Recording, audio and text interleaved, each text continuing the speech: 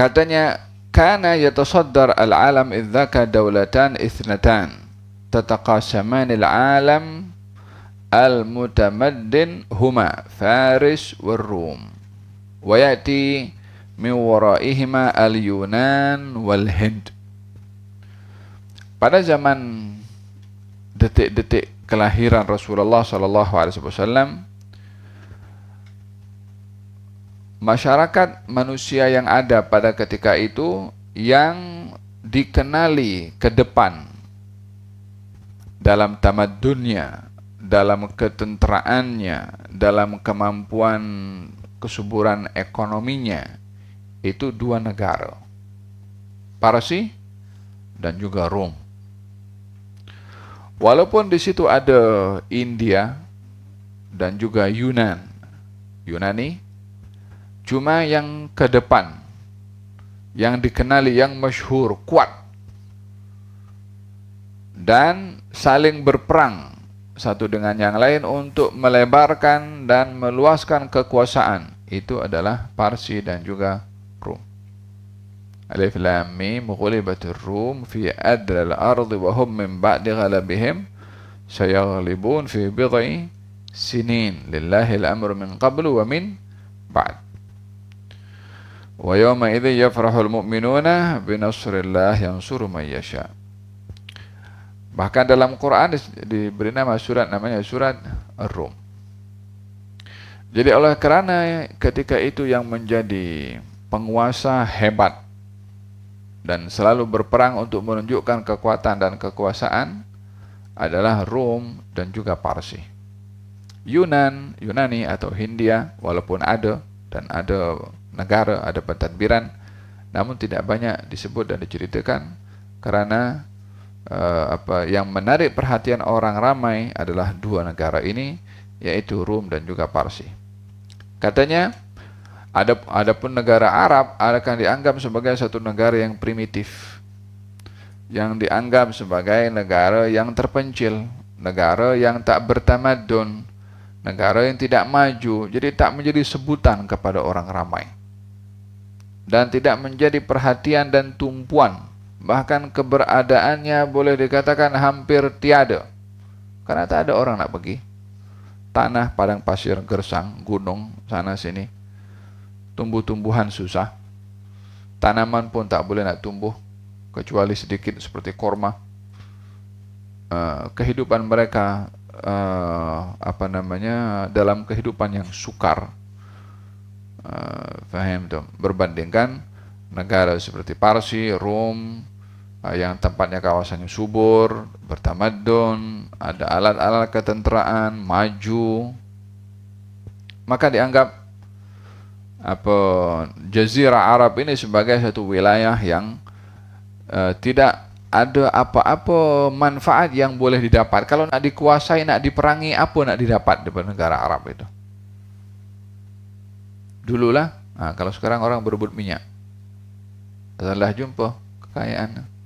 Dulu tak nampak, tak ada alat untuk nak dapat tahu, detect bawah tu ada minyak atau tidak.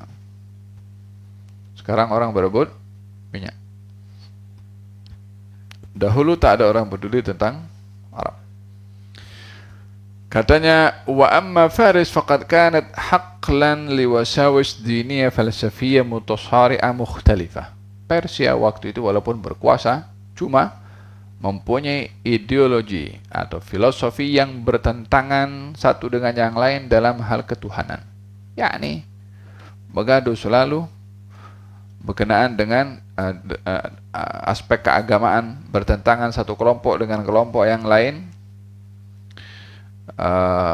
dalam keyakinan akidah mereka. Nah, wa amma Rum, adapun Rum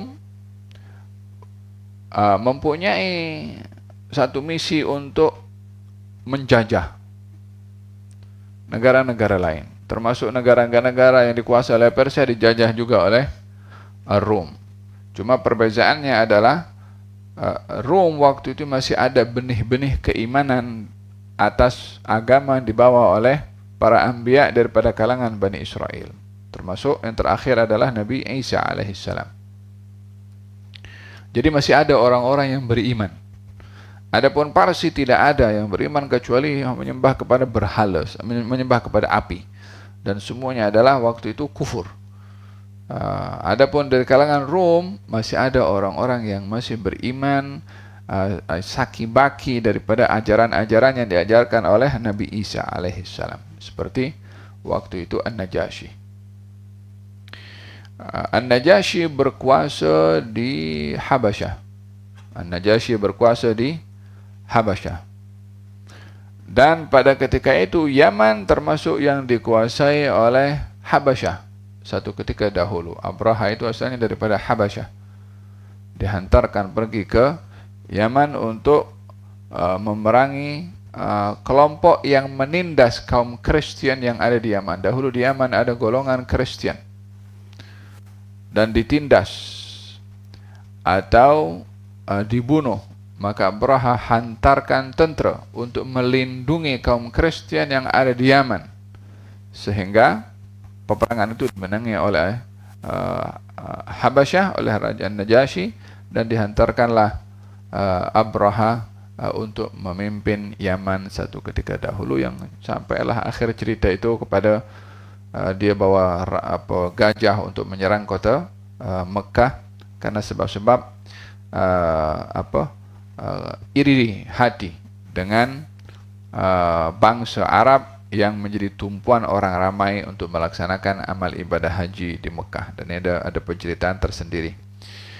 Adapun Yunan pada waktu itu, Yunani hidup dalam ideologi filosofi yang bersifat khurafat, banyak omong kosong. Demikian juga India, kata Ustaz Abdul Hasan An-Nadawi.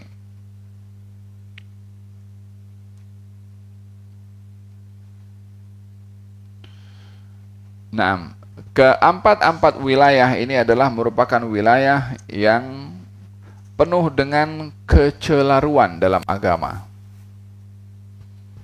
Adapun Jazirah Arab waktu itu, walaupun mereka menyembah berhala, hanya saja tidak seperti Yunan, India, Parsi, dan juga Rom dalam keyakinan ideologi mereka. Ya betul, mereka kufur syirik. Hanya mereka tidak memiliki kekuatan dalil akal, sehingga mudah mereka diubah berbandingkan 4 negara tadi yang saya sebutkan. Ini salah satu sebab kenapa Jazirah Arab menjadi tempat lahirnya Al-Islam. Walaupun secara hakikatnya Allah Subhanahu wa ta'ala mempunyai kuasa mutlak untuk memilih nabinya daripada bangsa apa, dan bukan menjadi keinginan satu bangsa agar supaya dipilih daripada bangsa itu nabi oleh Allah Subhanahu wa ta'ala. Bukan karena bangsa itu ingin, tapi karena ini hak mutlaknya Allah untuk memilih. Allah Subhanahu wa ta'ala memilih daripada kalangan Bani Israel para anbiya. Tidak dipilih oleh Allah Subhanahu wa ta'ala daripada bangsa India atau Yunan ataupun bangsa Parsi contohnya. Dipilih daripada golongan yang namanya Bani Israel. Faham dong? Allah Subhanahu wa ta'ala memilih Yusuf alaihi salam daripada adik-beradiknya. Kenapa bukan abang sulungnya yang jadi nabi? Kenapa bukan adik yang nomor 2, nomor 3? Kenapa nomor 2 daripada bawah, yaitu Yusuf? Kenapa bukan Benyamin? Ini hak mutlak Allah, wilayah mutlak Allah untuk memilih siapa yang akan dilantik menjadi nabi dan siapa yang bukan. Daripada bangsa apa terpulang kepada Allah Subhanahu wa ta'ala, la yus'al amma yaf'al wa hum yus'alun. Allah tidak disoal apa yang dia tanya. Sehingga tidak dikatakan kenapa tidak ada nabi daripada kalangan bangsa Ajam, daripada bangsa dari mana Cina ke, atau India ke, atau Nusantara ke, kenapa tak ada nabi daripada kalangan orang-orang kita contohnya. Ini hak mutlaknya Allah Subhanahu wa taala untuk memilih nabinya daripada bangsa-bangsa tertentu. Allah yustafi minal malaikati rusulan wa minan nas. Nah, dan bangsa Arab ini adalah termasuk bangsa yang masih menjaga nilai-nilai murni dan akhlak. Walaupun mereka waktu itu dipenuhi dengan sifat atau dipenuhi dengan kegelapan agama, syirik kepada Allah Subhanahu wa taala, tapi masih ada nilai-nilai murni seperti suka tolong orang, suka menjamu melayan orang lain sebagai tetamu walaupun tak dikenal, suka meringankan beban orang, dan syaja'ah, keberanian, tepat dalam janji. Nilai-nilai seperti ini masih ada pada bangsa Arab, dan ini adalah merupakan intipati dalam agama, adalah menjaga moral. Innama bu'istu liutammima makarimal akhlak. Adanya nilai-nilai murni di bangsa Arab menjadi sebab kenapa Allah Subhanahu wa taala melantik nabinya daripada kalangan bangsa Arab. Jadi ada sebab yang bersifat ianya adalah pilihan Allah Subhanahu wa taala, yang itu hanya Allah yang Maha mengetahui kenapa dipilih daripada bangsa Arab. Dan juga yang kedua adalah sebab-sebab yang kita boleh tengok daripada kajian sejarah. Seperti mana saya jelaskan, Arab itu lebih terpelihara dari segi kerosakan pemikiran, seperti mana Rum dan juga Parsi dan negara-negara yang lain, walaupun tetap dalam kekufuran, hanya mereka berada dalam situasi yang lebih mudah untuk dibimbing berbandingkan yang lainnya, karena mereka ketika berkeyakinan dengan keyakinan yang syirik tak punya akal yang logik untuk boleh diterima. Kenapa mereka sembah berhala? Kalau ditanya kenapa kamu sembah berhala, katanya tok nenek kita buat macam tu. Tak ada hujah yang kuat. Jadi mudah untuk dibimbing dan diberi petunjuk. Dan yang terakhir adalah karena adanya saki baki daripada nilai-nilai murni ataupun akhlak yang ianya adalah menjadi intipati kepada agama Nabi Muhammad SAW Islam, yaitu menekankan tentang akhlak. Nah,